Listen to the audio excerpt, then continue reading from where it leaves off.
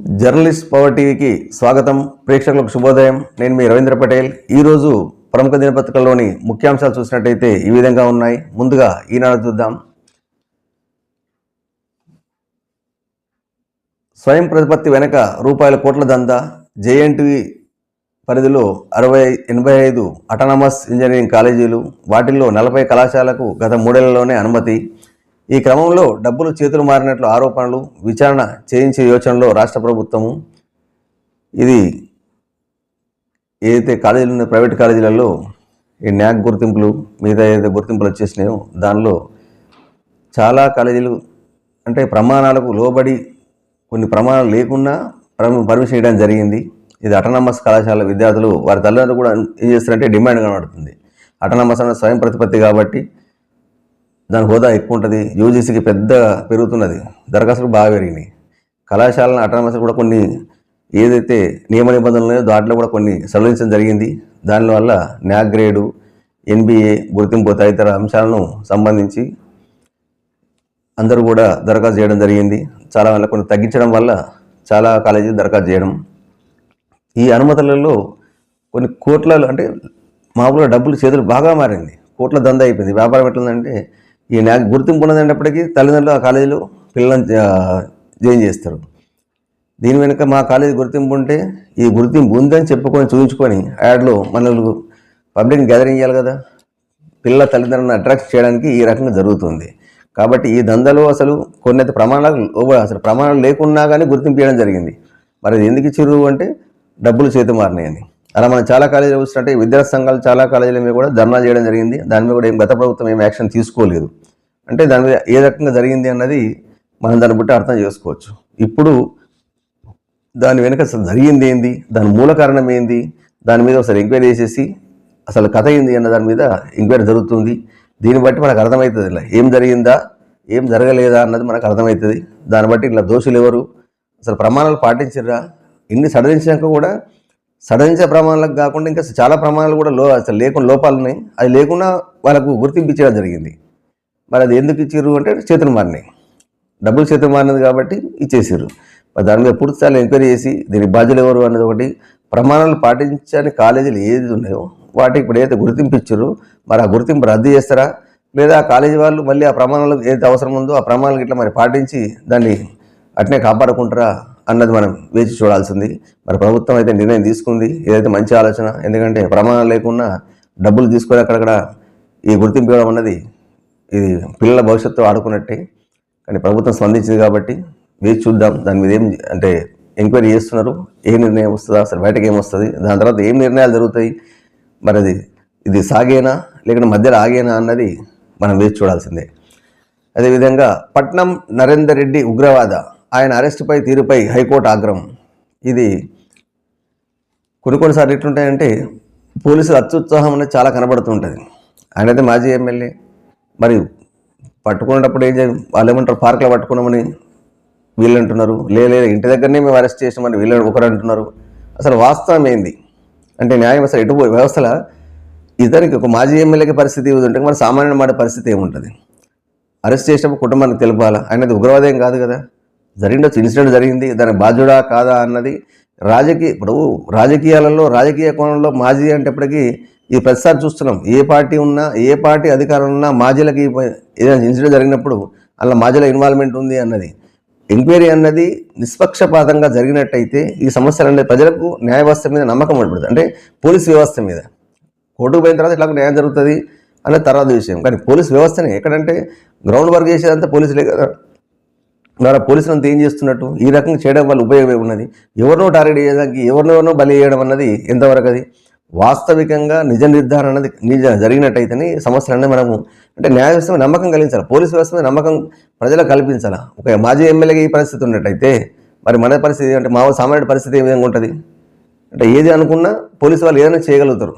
ఇప్పుడు కోర్టులో ఏమున్నది, పీపీ గారము లేదు ఇంటి దగ్గర అరెస్ట్ చేసినామన్నారు. మరి పట్టం నరేందర్ రెడ్డి తరఫున లాయర్ ఏమంటున్నాడు, లేదు పార్క్ అరెస్ట్ చేసినామంటున్నాడు. ఇక్కడ ఏది వాస్తవం కాబట్టి ప్రస్తుతానికి అయితే కోర్టు దాన్ని రిజర్వ్ పెట్టింది.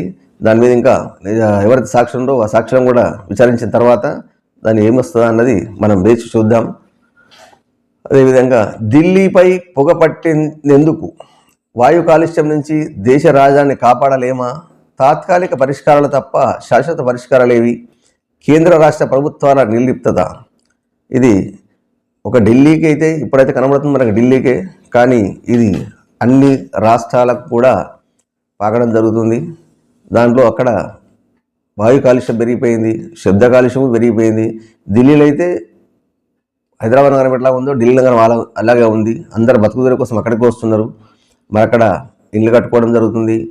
వాళ్ళు పొయ్యిలు బయట పొయ్యిలు ఇంత కొందరికి అయితే బతకడానికి వచ్చిన వాళ్ళకు గ్యాస్ పొయ్యి ఇట్లా ఏమున్నది కాబట్టి పొయ్యి ఉన్నది, బొగ్గు ఆధారిత ప్లాంట్లు ఉన్నాయి, ఫ్యాక్టరీస్ ఉన్నాయి. వీటి వల్ల కాలుష్యం పెరిగిపోతుంది. మొక్కలు కూడా తక్కువ ఉన్నాయి. కాబట్టి కొందరు పనిచేసే వాళ్ళు అవుతున్నారు, వర్క్ ఫ్రమ్ హోమ్ ఇచ్చిర్రు, జాబ్ అన్నది.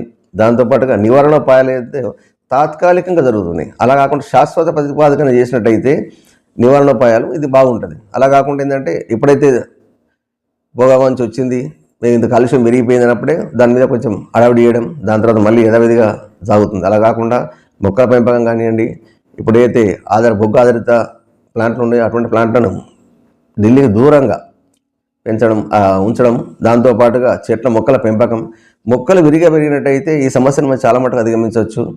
అదేవిధంగా ప్రతి ఒక్కరు కూడా అక్కడ కొన్ని పంటలు రైతులు ఏం చేస్తారు, కొన్ని పంటలాగా కాలబెట్టేస్తారు, వేస్టేజ్ ఉంటుంది కాబట్టి. అలా కాలబెట్టడం వల్ల కూడా కాలుష్యం పెరిగిపోతుంది. కాబట్టి దీనికోసం నివారణోపాయాలు ఒకరు అడవిడి చేయడం కాకుండా శాశ్వత పరిష్కారం కోసం ఢిల్లీ ప్రభుత్వ కేంద్ర రాష్ట్ర ప్రభుత్వాలు రెండు కూడా సమన్వయం పరిచి ఆ ఇద్దరు సమన్వయంతో ఢిల్లీ నగరాన్ని మొత్తాన్ని కూడా మనం కాలుష్య రహితంగా ఏం చేస్తే బాగుంటుందన్నది నివారణోపాయం ఆలోచించి, అంటే పెద్దలు ఎవరైతే ఉన్నారో మంచి సూచనలు అటువంటి వాళ్ళ సూచనలు తీసుకొని క్షేత్రస్థాయిలో మనం ఏం చేస్తే బాగుంటుందన్న పరిష్కారం చేసినట్టయితే మేధావుల సలహాలు తీసుకొని ఏ చేస్తే మనకు శాశ్వత పరిష్కారం లభిస్తుంది. అక్కడ వెహికల్స్ ఉన్నాయి, వెహికల్స్ వల్ల కూడా చాలా వస్తుంది. కాబట్టి వెహికల్స్ కూడా ఇప్పుడు డీజిల్ అయితే మామూలుగా ఢిల్లీలో డీజిల్ వెహికల్స్ రాణిస్తలేరు. అదేవిధంగా వెహికల్స్ అనే లేకుండా ఇప్పుడు ఎలక్ట్రిసిటీ వెహికల్స్ వచ్చినాయి కాబట్టి ఎలక్ట్రిసిటీ వెహికల్స్ ప్రోత్సహించినట్టయితే ప్రతి ఒక్కరు కూడా అక్కడ కొంచెం కాలుష్యాన్ని మనం చాలా మటుకు నివారించవచ్చు. కాబట్టి ఆ దిశగా ప్రభుత్వం వారు ఆలోచించాల్సింది. మేధావుల సూచనలు సలహాలు తీసుకొని ఏ విధంగా అయితే శాశ్వత పరిష్కారం మనం చేయగలుగుతాము అన్నది ఆలోచించినట్టయితే ఈ ప్రాబ్లం నుంచి మనం అధిగమించిన వాళ్ళం అవుతాం. కాబట్టి ప్రభుత్వం వారు మేధావుల సలహాలు తీసుకొని దీన్ని శాశ్వత పరిష్కారం చేయాల్సిన అవసరం ఎంతైనా ఉంది. చేసి ప్రజల ప్రాణాలను కాపాడాల్సిన అవసరం చాలా ముఖ్యం. అదేవిధంగా మరో పత్రిక చూసినట్టయితే ప్రజా జాగృతి, దీంట్లో మహారాష్ట్రలో ముగిసిన పోలింగ్ 58.22% నమోదు. ఇది ఎక్కడైతే పోలింగ్ ఉందో ఆ పోలింగ్ మహారాష్ట్రలో ముగిసింది. ఓటింగ్ శాతం అన్నది చాలా తక్కువనే, ఇంకా పెరగాల్సిన అవసరం ఎంతైనా ఉంది. అక్కడ చాలా మటుకు ప్రముఖులందరూ ఓటు హక్కును వినియోగించుకున్నారు, సినీ తారలు మిగతా అందరూ కూడా. మరి ప్రజలందరూ కూడా ఓటు హక్కును ఖచ్చితంగా వినియోగించుకోవాలి. ఇది ఓటేసే రోజు అంటే ఏంటంటే హాలిడే అనే దాంట్లో కొందరు భ్రమలు ఉంటున్నారు. అలా కాకుండా ప్రతి మనిషి తన ధర్మంగా ఓటు హక్కును వినియోగించుకున్నట్టయితే ఈ శాతం పెరుగుతుంది. ఇది ఒక మహారాష్ట్రకే కాదు, చాలా రాష్ట్రాల్లో ఎలక్షన్ జరిగినప్పుడు ప్రతిసారి చూస్తున్నాం మనము. ఓటింగ్ అనేటప్పటికి హాలిడే అనే డిక్లేర్ చేస్తున్నారు, చూద్దాం వేద్దాం అని చెప్పేసి కాలయాపన చేస్తూ సమయం మించిపోయిన తర్వాత అయ్యో సమయం అయిపోయింది కదా అని చెప్పేసి అనుకోవడం జరుగుతుంది. అలా కాకుండా ప్రతి ఒక్కరూ తమ బాధ్యతగా, కొందరు ఏమంటారంటే ఏ రాజకీయం అంటే ఏ పార్టీ వచ్చినా చేసేదేం లేదు కాబట్టి ఓటు హక్కు మేము ఏం చేస్తాం, మేము వేసినా చేయకుండా ఏదో ఒక పార్టీ వస్తుంది, వాళ్ళ పని వాళ్ళే చేసుకుంటారు తప్ప మనకు ఉపయోగపడే పని లేదు అని చెప్పేసి కొందరికి భావన ఉంది. ఓకే, అది అవునా కాదా అనేది మన తర్వాత. కానీ మీరు మీ ఓటు హక్కును మీరు ఏదైతే అనుకున్నారో, ఎవరు పార్టీ రావాలనుకున్నారో ఏది లేకుండా నోటాకు వేయండి, ప్రాబ్లం లేదు కదా. మీకు నచ్చినప్పుడు నాయకుడు నచ్చలేదు అనుకోండి, నోటాకు వేయండి, అదన్నీ చేయండి. అంటే మీరు ఓటు హక్కును మాత్రం వినియోగించుకోండి. ఎవరికి ఇవ్వడం వేయకపోవడం అనేది మీ ఇష్టం. కానీ నోటా ఉంది కదా, ఇప్పుడు అది ఖచ్చితంగా ఇంతకుముందు ఆప్షన్ లేదు, ఇప్పుడు ఆప్షన్ కూడా మనకు ఉన్నది కాబట్టి ఖచ్చితంగా నోటాను ఉపయోగించుకోండి. మీరు ఓటు హక్కు వేయకుండా ఇంట్లో కూర్చొని ఏదో చెప్పేసి రాజకీయాన్ని విరక్తిగా ఏదో మాట్లాడేసి అది చేయడం కాదు కదా. మీరు మీ ధర్మాన్ని నివర్తించండి ఫస్ట్, దాని తర్వాత రాజకీయాల గురించి మాట్లాడండి. అంతే తప్ప మీరు ఏం చేయకుండా ఓటు చేసినాక ఆ పార్టీ ఇట్లా ఈ పార్టీ ఇట్లా అంటే ఏ పార్టీ ఏం చేయాలన్నా ఎన్నుకొని రైట్స్ మీకు ఉన్నాయి. ఆ రైట్ని మీరు వదులుకున్న తర్వాత మీరు దాని గురించి ఏం మాట్లాడిన ఉపయోగం ఉండదు కదా. కాబట్టి ప్రతి ఒక్కరు కూడా ఇక్కడ కాదు, మన భారతదేశంలో మొత్తంలో కూడా ఏ ఎలక్షన్లు వచ్చినా కానీ ఖచ్చితంగా ప్రతి పౌరుడు ఓటు హక్కుని వినియోగించుకోవాలి. ఏదైనా ఫ్రీ అనగానే ఎంత లైన్ కడతారు, బార్లు తిరుగుతారు కదా. మరి ఓటు హక్కు కోసం బార్లు తిరగడానికి ఇబ్బంది ఏముంది మీకు? సమయానుకూలంగా పోయి సమయం ఉంది కాబట్టి సమయానుకూలంగా టైం ఇవ్వండి కదా. అక్కడ రష్ బాగుంది కదా, నేను వేయలేను మళ్ళీ ఇస్తా తర్వాత చూస్తా అని చెప్పడం ఎందుకు? అలా కాకుండా ఓటింగ్ శాతాన్ని పెంచండి. 100% కాకుండా కనీసం 100% పెంచాల్సిందే. ప్రతి ఒక్కరు వ్యక్తి ధర్మంగా ఇట్లా మీరు ఓటేసినట్టయితే ఖచ్చితంగా 100% వస్తుంది. అది చేరుకోవాలంటే మనమే ధర్మం, మనమే ముందు ఉండాలి. నాకెందుకు లేదంటే కుదరదు ఖచ్చితంగా. కాబట్టి సాధారణ ముసలిలో వచ్చినట్టు పోయి లైన్ కట్టేస్తూ ఓటేస్తారు.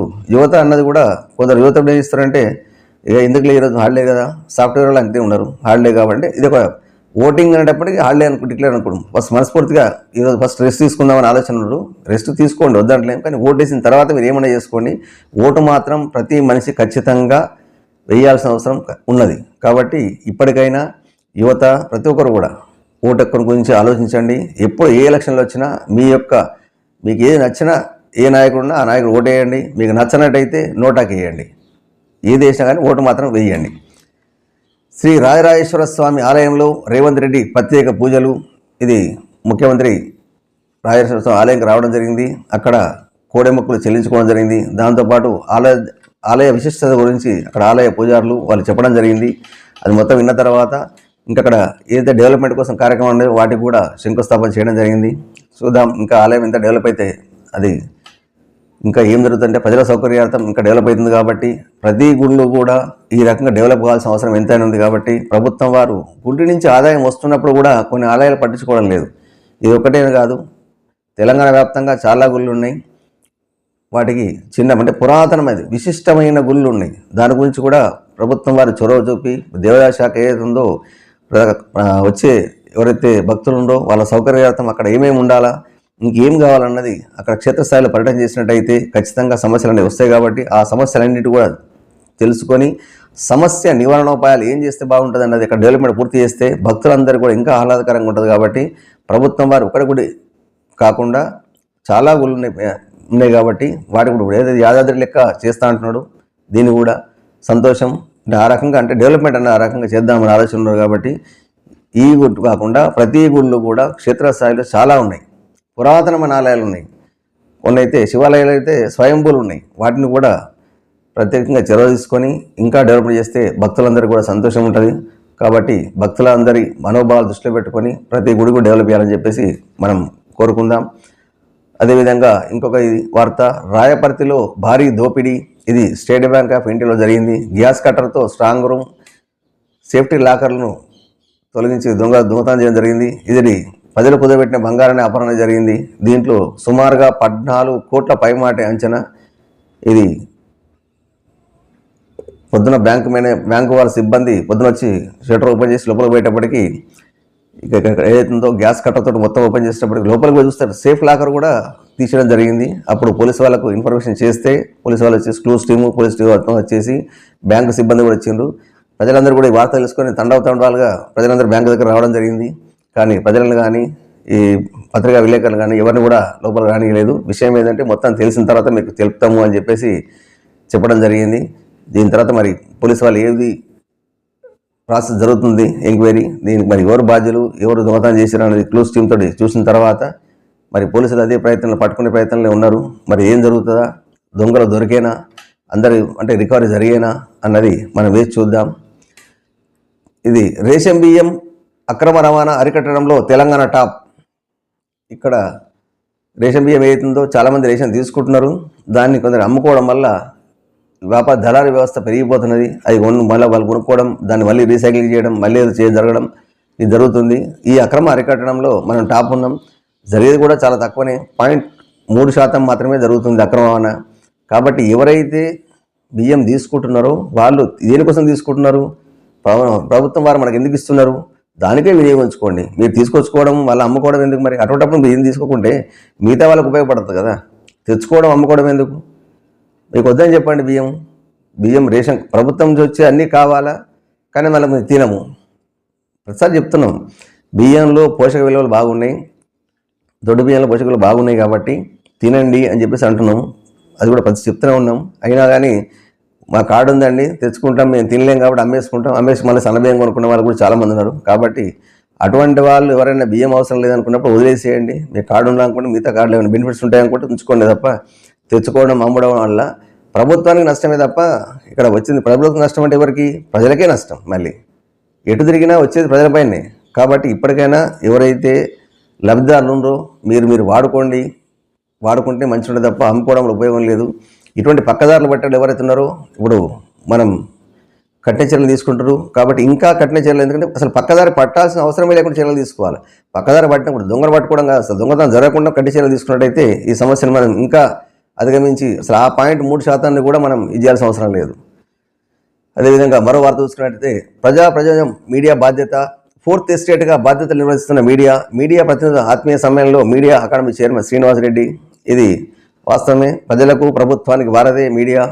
ఏ సమస్యను బయటకు తీసి ఆ సమస్య పరిష్కారం కోసం కష్టపడాలంటే మీడియాని సోదరులు కష్టపడతారు తప్ప దీంట్లో కూడా ఇప్పుడు కొందరు స్వార్థంగా ఏదైతే చేస్తున్నారో ఆ స్వార్థాన్ని విడనాడండి. పారదర్శకంగా మీరు వార్తలు రాయండి, పారదర్శకంగానే చూపించండి, ప్రజా సమస్యలు గొంతెత్తి వినిపించండి అని చెప్పేసి ఈయన చైర్మన్ శ్రీనివాసరెడ్డి చెప్పడం జరుగుతుంది. అయితే ఇది 4th ఎస్టేట్, రెడ్డి గారు చెప్పడం బాగానే చెప్తున్నారు. కానీ ఈ 4th ఎస్టేట్లో ఎన్ని ఇక్కడ జర్నలిస్ట్ సంఘాలు చాలా ఉన్నాయి. మరి ఆ సంఘాలు అన్నిటి కాకుండా ఈ ఒకటే సంఘాన్ని ముందేసుకుని నడపడం ఎంతవరకు సమంజసం? 4 సంఘాలు ఉన్నప్పుడు 4 సంఘాలు, 4th ఎస్టేట్లో 4 సంఘాలు ఉన్నాయి అనుకో, 4 సంఘాలను తీసుకుపోవాలి కదా. అలా కాకుండా ఒకటే సంఘాన్ని తీసుకుపోయి మిగతా అంతా మేమే చేస్తున్నాం, మిగతా ఏం చేస్తలేని చెప్పడం ఎంతవరకు సమంజసం? ఇది మళ్ళీ ఒక సంఘానికి నా ప్రతినిధి కాదు, మొత్తం మీడియా అకాడమీకి చైర్మన్. కాబట్టి దీంట్లో ఎన్ని సంఘాలున్నా అన్ని సంఘాల సమన్వయంతో ముందుకెళ్ళాలి రెడ్డి గారు. ఆ రకం కాకుండా ఒకదానికి వత్తాసు పాడడం ఎంతవరకు సమంజసం? మరి మిగతా సంఘాల గురించి గుర్తింపు లేదా? మరి గత ప్రభుత్వం ఏదైతుందో అన్ని సంఘాలను కలుపుకొని వెళ్ళింది అక్కడ గత మీడియా అకాడమీ ఏదైతుందో అకాడమీ. మరి ఈ అకాడమీ వచ్చిన తర్వాత శ్రీనివాస్ రెడ్డి గారు బాధ్యత స్వీకరించిన తర్వాత ఈ ఒకటే సంఘానికి ఎందుకు కొమ్ము కాస్తున్నారు? మరి మిగతా సంఘాల గురించి గుర్తింపు లేదా? మరి అసలు ఉద్దేశం ఏంది? కాబట్టి ఇప్పటికైనా రెడ్డి గారు ప్రతిసారి ఆలోచన చేసి ప్రతి సంఘాలు ఎన్ని సంఘాలను అన్ని సంఘాల నాయకులతో సమాలోచన జరిపి సమస్యల గురించి తెలుసుకొని అన్ని సంఘాల అన్ని పత్రికా విలేకరులకు న్యాయం జరిగే విధంగా ప్రతి సంఘానికి కూడా బెనిఫిట్ జరగాల్సిందే. కాబట్టి అందరూ మన వాళ్ళే అనుకున్నప్పుడు మరి వీళ్ళందరూ ఉంటేనే కదా మరి చైర్మన్ అయ్యింది. మరి ఆ పదవికి న్యాయం చేయాలంటే అందరికీ కూడా సమన్యాయం చేయాల్సిన అవసరం ఎంత ఉంది. కాబట్టి ఇప్పటికైనా రెడ్డి గారు ముందుకొచ్చి ప్రతి ఒక్కరిని కూడా అంటే అన్ని సంఘాల వాళ్ళని పిలిచి వాళ్ళ సమస్యలు ఏదున్నాయో దాని మీద చర్చించి వీళ్ళందరి సమస్యలను పరిష్కారం దిశగా ప్రయత్నం చేయాల్సిన అవసరం ఎంతైనా ఉంది. అదేవిధంగా మరో వార్త చూద్దాం. మోరీ కోసం తవ్వారు, వదిలేశారు. ఇది చౌటుప్పల్ పట్టణంలోని ప్రభుత్వ జూనియర్ కళాశాల వెళ్ళే దారిలో మోరీ నిర్మాణం భాగంగా తవ్వి వదిలేశారు. దీనివల్ల చాలా ఇబ్బందులు అవుతుంది. ఎందుకంటే స్కూళ్ళు ఉన్నాయి అక్కడ, పోయే వాళ్ళకి అక్కడ నీళ్ళు ఇవ్వడం వల్ల ఇబ్బంది ఎక్కువవుతున్నది, దోమల బిడద పెరిగింది.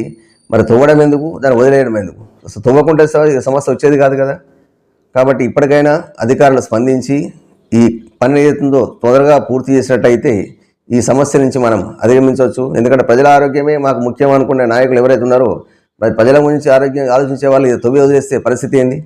కాబట్టి ఇప్పటికైనా సాధ్యమైనంత తొందరలో మీరు దీన్ని పరిష్కరించి ప్రజలందరి ఆరోగ్యాన్ని కాపాడాల్సిన బాధ్యత ప్రభుత్వంపై ఉంది. మేము ఆడా ఓటేస్తాం, ఈడా ఓటేస్తాం, సంచలనం సృష్టించిన ఓటర్లు.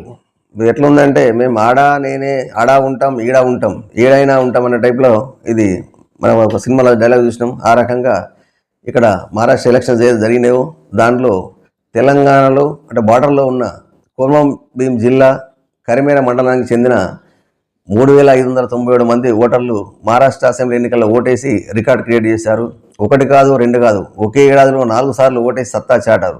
వారంతా దేశంలో ఎక్కడ ఉన్నా ఒకటే ఓటర్ ఐడి అనేది ఉంటుంది. మామూలుగా ఎలక్షన్ కమిషన్ నిబంధనలు ఉన్నాయి, కానీ అవన్నీ పక్కన పెట్టేసేసి ఓటర్లు ఎన్నికల సంఘం పెట్టిన ఆంక్షలను కూడా తమకు చెల్లవంటూ సరిహద్దు వివాదం తేలే వరకు 2 రాష్ట్రాల్లో ఓటేస్తామని ఆ 13 గ్రామాల ప్రజలు మరోసారి నిరూపించారు.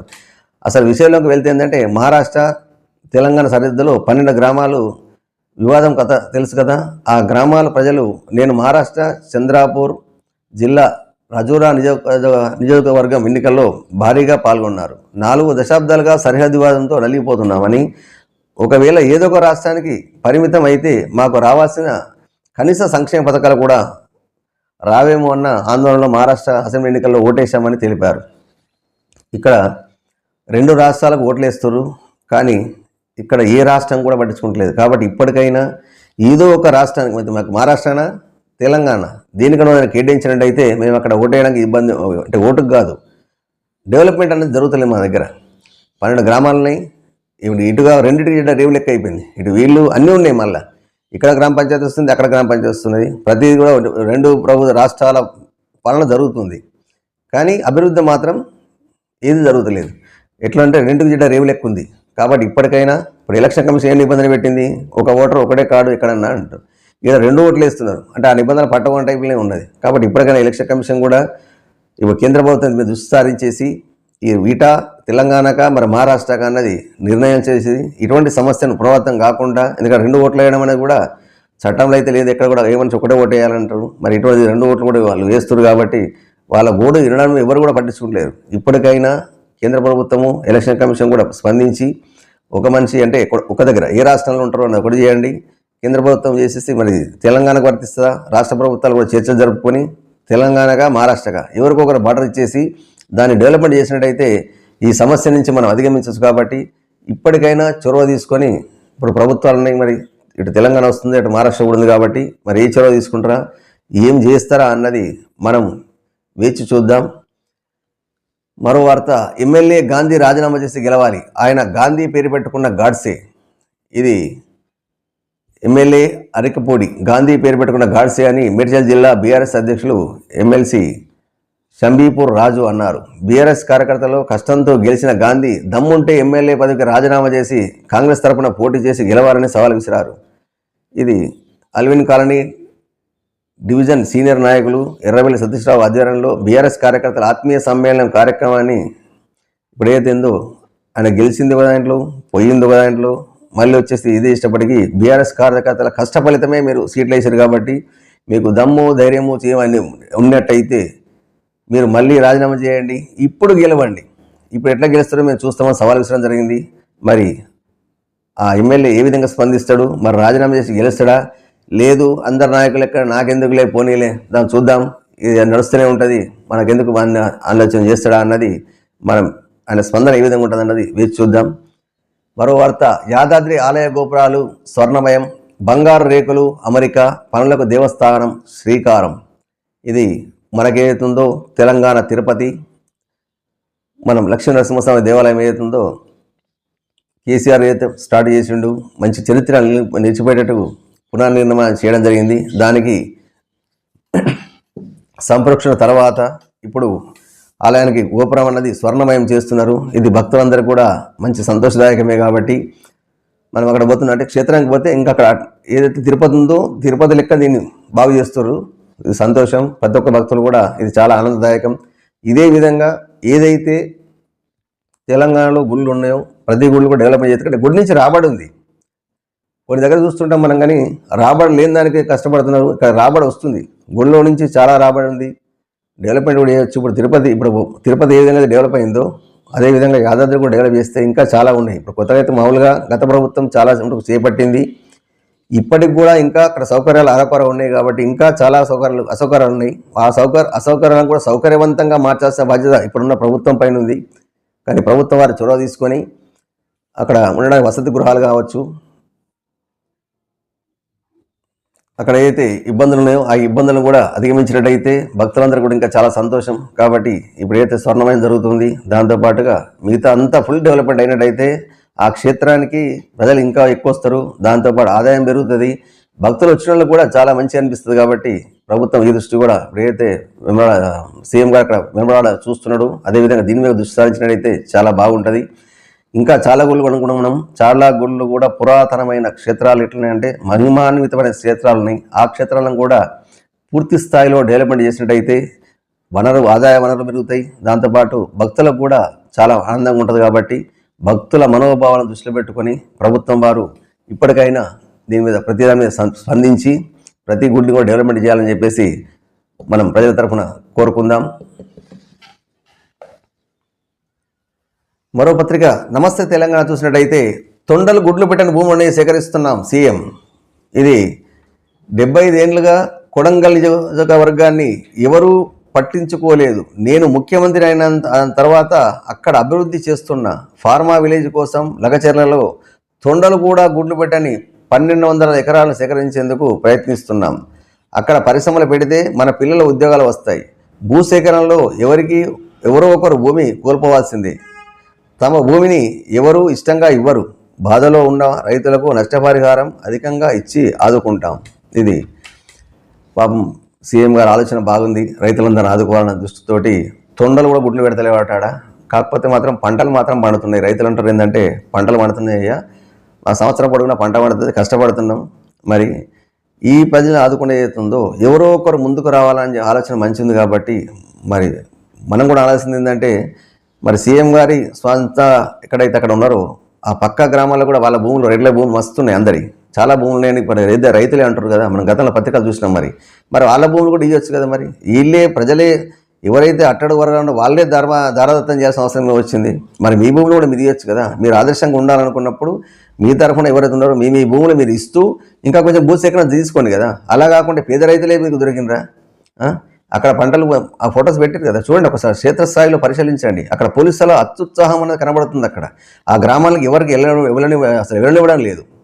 అది దాని ఉద్దేశం ఏంది అంటే నిజం నిగ్గు తెలుస్తుందని చెప్పేసా. అంతకుముందు నా ఎంపీ గారు పోతున్నప్పుడు అక్కడ పోనీయలేదు, ఇప్పుడు కమిషన్ వచ్చినప్పుడు కూడా ఎవరికి రానియలేదు. ఇప్పుడు ఉన్న పరిస్థితి ఏంది, ఒక ఆర్గనైజేషన్ పోయి చేస్తామంటే కూడా అంటే అసలు అక్కడ ఎట్లా అంటే పోలీస్ ఆటవిక రాజ్యం లేక పోలీస్ రాజ్యం వెళ్తుంది. అక్కడ మొత్తం నిబంధనలు ఏమున్నది అంటే ప్రతి ఒక్కరు కూడా హక్కులు ఉన్నాయి కదా. అక్కడ పోయే వాళ్ళు ఏం చేస్తలేరు కదా. నిజం తీర్చుకోవడానికి వెళ్దామంటే కూడా మీరు వెళ్ళలేని పరిస్థితులు మీరు ఉంటే అది ఎంతవరకు సమంజసం? మీరేమంటారు, అసలు తొండలు కూడా గుడ్లు పెడతలేవు, వాడు ఏం పెడతలేవు కాబట్టి మేము తీసుకుంటున్నాం అంటున్నారు.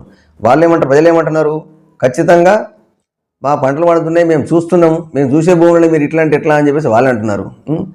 దీని మీద అసలు జరిగింది వాస్తవం ఏంది? ఇది ఇక్కడ ఒక సామాజిక కార్యకర్త రాష్ట్రపతి కూడా రాయడం జరిగింది.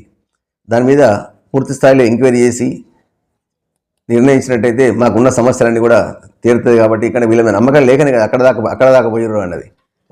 అక్కడ దాకా పోయింది, వీళ్ళ నమ్మకం లేకనే పోయిర్రు. కాబట్టి ఇప్పటికైనా ఏదుందో వివిధ వర్గాల ఆంక్షలు ఉన్నాయి. అర్ధరాత్రి కరెంటు తీసి స్త్రీలు పిల్లలను కూడా పట్ల అమానుషం, రైతులపై కేసులు వెనక్కి తీసుకోవాలని చెప్పేసి కంపెనీలు పెట్టొద్దా అని చెప్పేసి వాళ్ళు అంటూనే ఉన్నారు. మరి కంపెనీలు పెట్టొద్దంటే జైలుకి పంపిస్తారా? సీఎం అన్న తిరుపతి రెడ్డి ఏదైతుందో అరాచకం బాగా ఎక్కువ ఉన్నది. అక్కడ లగచర్ల గిరిజనులకు తరిమేసే ప్లాన్లో ఇదంతా జరుగుతున్నది. తిరుగుబాటు కారణం వేరే ఉంది. ఎందుకంటే గ్రామాల్లో రాకుండా పోలీస్ పికెటింగు, నిగ్గు తేల్చిన ప్రజాస్వామ్య హక్కుల పరిరక్షణ సంస్థ ఇది గ్రామాలకు వెళ్లకుండా ఈ సంస్థ కూడా వెళ్దామంటే కూడా వెళ్ళలేకుండా చేస్తే వాళ్ళు కొద్దిసేపటి తర్వాత వాదపాదం జరిగిన తర్వాత వాళ్ళు పంపడం జరిగింది. పోయి అక్కడ నిగ్గు తేల్చినప్పుడు ఇక్కడ ఎట్లా ఉందంటే అక్కడ పరిస్థితి ఆగమ్య గోచరంగా కనబడుతున్నది. అక్కడ ఖచ్చితంగా ప్రజలకు అన్యాయం జరుగుతుంది అని చెప్పేసి ఈ సంస్థ కూడా చెప్పడం జరిగింది. అందుకనే రాష్ట్రపతి కూడా వీళ్ళు మెమోరాండం సమర్పించడం జరిగింది. అంటే ఇది ఏం జరుగుతుంది, పోలీసు రాజ్యం అంటే పోలీసులు కూడా ఎట్లా ఉందంటే అధికారంలో కుమ్మగాయడానికి పోలీసులు ఉన్నారా? మరి న్యాయ వ్యవస్థను బతికించడానికి పోలీసు వ్యవస్థ ఉందా? అసలు పోలీసులు ఎవరి కోసం ఉన్నారు? ప్రజల కోసం ఉన్నారా లేదా నాయకుల కోసం ఉన్నారా? ఇది ఒకసారి పోలీసులు కూడా ఆత్మవిమర్శ చేసుకోండి. ఎందుకంటే మీరున్నది ప్రజల కోసం, ప్రజల జీతాలు ఇచ్చే డబ్బుతోటే మీరు జీతాలు తీసుకుంటున్నారు తప్ప చట్టం అందరికీ సమానంగానే వర్తించాలా. ఏదైతే మీరు పోలీసు ఉద్యోగం వచ్చినప్పుడు వాగ్దానం చేసేస్తారో అది ఒకసారి మీరు ఆత్మవిమర్శ చేసుకొని ఖచ్చితంగా మీ డ్యూటీ మీరు ఖచ్చితంగా చేయండి. డ్యూటీ చేయడానికి ఇబ్బంది ఏం లేదు. కానీ ఎవరి వైపు కోసం మీరు ప్రయత్నం చేసినట్టయితే తర్వాత నష్టపోయేది మీరే. ఈ నాయకులు వస్తూ ఉంటారు, పోతుంటారు, మీరు మాత్రం ఖచ్చితంగా మీ సర్వీస్ మొత్తం చేయాల్సిందే. కాబట్టి ప్రజల్లో ఉండాల్సిన మీరు కాబట్టి ప్రజల పక్షాన ప్రజల కొరకు కష్టపడండి అంతే తప్ప ఏ నాయకుడికి కొమ్ము పోసి ఏదో వస్తుందని చెప్పేసి మీరు ఆశించినట్టయితే ఇది కరెక్ట్ కాదు. కాబట్టి ఒకసారి మానవత్వంతో ఆలోచించండి. నాయకులారా మీరు కూడా ఆలోచించండి. మీ ఎవరి కోసం, మీ స్వార్థం కోసం, ప్రజల కోసం న్యాయం చేస్తున్నామని చెప్పేసి ఇలాంటి ఎవరైతే రైతులు ఉన్నారో వాళ్ళ పొట్టగొట్టే ఆలోచన మీరు చేయకండి. మీరు అంటారు ఏమన్నారు, ఎవరో ఒకరు చేయాలి కదా, అది మరి మీరు ఎందుకు చేయరు? లేనుడే కానొస్తుంది తప్ప ఉన్నోడు కనబడతలేడా? మరి మీకు 1000 ఎకరాలు 100 ఎకరాలు ఉన్నాయి కదా, మరి ఈ రైతుల దగ్గర తీసుకోవాల్సిన వచ్చింది. మిగతా రైతులు ఎంతమంది గతంలో అన్నారు వాళ్ళకే భూములు వస్తున్నాయి అయ్యా దొరలకు అందరికీ, మరి అలా భూములు తీసుకోవచ్చు కదా, మా భూములే దొరికినాయి వీళ్ళకు అని. మీరు ఎలాగో మీరు కష్టపడరు, వీళ్ళు కష్టపడుతున్నారు, పంట పండిస్తున్నారు, ప్రతి ఒక్కరు అన్నదాత. వాళ్ళు లేని మనం లేవు. వాళ్ళందరూ రైతుల భూములు అన్నీ తీసుకున్న తర్వాత తినడానికి ఏం తిండి పెడతారు? వచ్చే భావితరాలకు భోజనం ఎట్లా పెడతారు? ఏమనుకుంటారు అంటే భోజనం చేసే ఆలోచన ఉండదా? రైతులు పండిస్తేనే కదా మనం తినేది. ఇప్పటికే పని చేసేవాళ్ళు రైతులు పొలం పని చేసేవాళ్ళు చాలా తగ్గిర్రు. అటువంటిది ఏదో చేస్తుండ్రు, చేసేవాళ్ళని ప్రోత్సహించాల్సింది పోయి మీరు ఏదో సన్న బియ్యంకి 500 ఎక్కువ ఇస్తా అంటున్నారు. అది 500 ఇచ్చేసి ఎట్లుందంటే ఇది అసలే లాస్ట్ ఒక కరేబాకి ఇచ్చేసి మొత్తం కూర భవన్ మొత్తం ఎత్తుకుపోయినట్టున్నది పరిస్థితి. కానీ కాబట్టి ఒకసారి ఆలోచన చేయండి. ఇప్పటికైనా ప్రజల పక్షాన ప్రజల కోసం ఆలోచించారు. ప్రజలకు మంచి చేయడానికి మమ్మల్ని ఎన్నుకున్నాం తప్ప మా అన్నీ ఉన్నాయని మీకు ఇచ్చడానికి మేము ఎన్నుకోలేము మిమ్మల్ని. కాబట్టి ఒక్కసారి మీరు ఎవరైతే భూస్వాములు ఉన్నారో వాళ్ళ దగ్గర భూములు ఏమి ఉంటే పడిది భూములు అవుతున్నాయి. మీరు అనగా తొండలు దూరం భూమి అయితే తొండలు గుడ్లు పెట్టని భూములు అంటున్నారు. అటువంటి భూములు ఉంటే ఖచ్చితంగా తీసుకోండి. కానీ ఇక్కడ రైతులు పంట పండిస్తున్నట్టు కదా, ప్రభుత్వ భూములు అన్యకాంతం అవుతున్నాయి, ప్రజల దగ్గర ఉన్న భూమి మాత్రం లాక్కుందామంటున్నారు. మరి అన్యకాంతమైన భూములను తీసుకోండి కదా, చాలా ఉన్నాయి కదా, అటువంటి భూములు రికవరీ చేయండి. ఇంకా గుట్టలు అటువంటివి ఉన్నాయి కాబట్టి అటువంటి చూసుకోండి. అది వదిలిపెట్టేసేసి మీరు రైతుల మీద పడడం ఎంతవరకు భావ్యం?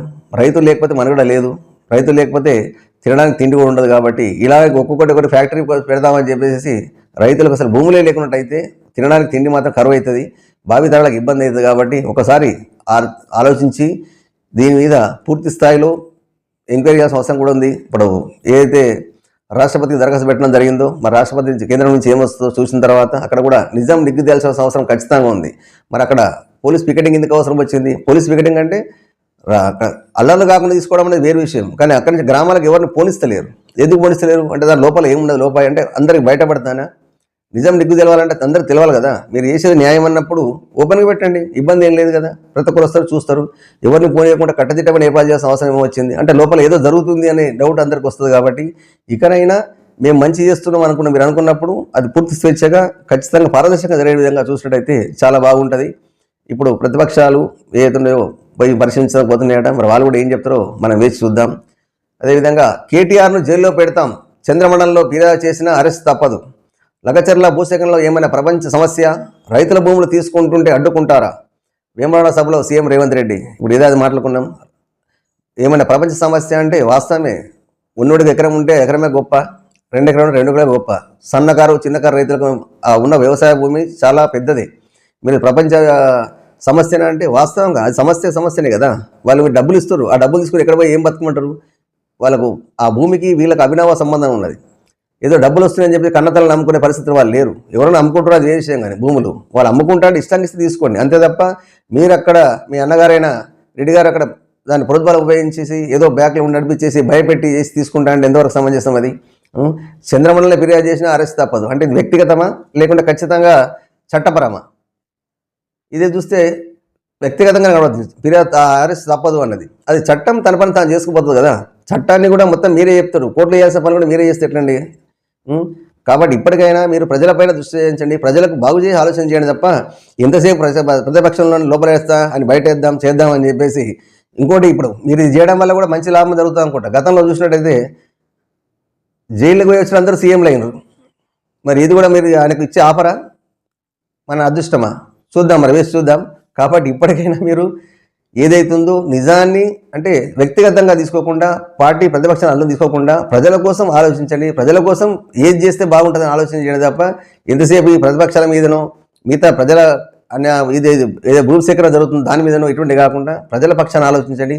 ఆ స్థానంలో మీరుంటే ఏం చేస్తారనేది కూడా ఆలోచన చేసుకుంటే అయితే ఇటువంటి సమస్యలు అనేది పునరావృతం కాకుండా ఉంటాయి.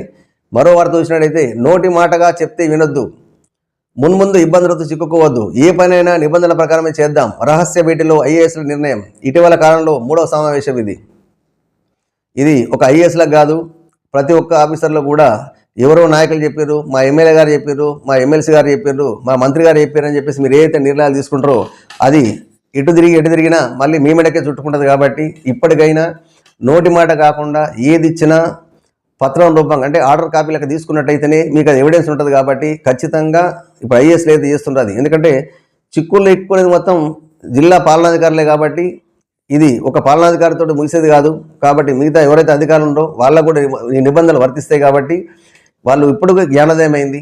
ఈ ఐఏఎస్ల దగ్గర 3 సార్లు మీటింగ్ పెట్టుకొని నిర్ణయం తీసుకున్నారు. అదే నిర్ణయం ప్రతి ఒక్క అధికారులు కూడా తీసుకోవాల్సిన అవసరం ఎంతైనా ఉంది. ఎందుకంటే దీనివల్ల నష్టపోయేది ఏంది? వాళ్ళు 5 ఏళ్ళు ఉంటారు, తర్వాత మళ్ళీ వస్తారా రారా అన్నది ప్రజల నిర్ణయం. కానీ మీరు మాత్రం మీ ఏదైతే సర్టెన్ రిటైర్మెంట్ ఏజ్ వరకు కూడా మీరు పనిచేయాల్సి వస్తుంది. కాబట్టి ప్రజల పక్షాన ప్రజల ఇచ్చే జీతాలు మీరు తీసుకునే ప్రజల జీతాలే. కాబట్టి ఇప్పటికైనా ఆలోచన చేసి మీకు ఇబ్బంది కలగకుండానే పని చేయండి.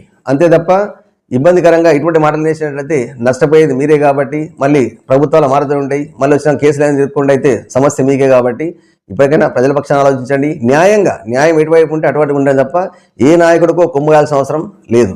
ఈ వార్తలు ఇంతటితో సమాప్తం. తిరిగి రేపు కలుద్దాం. నమస్తే.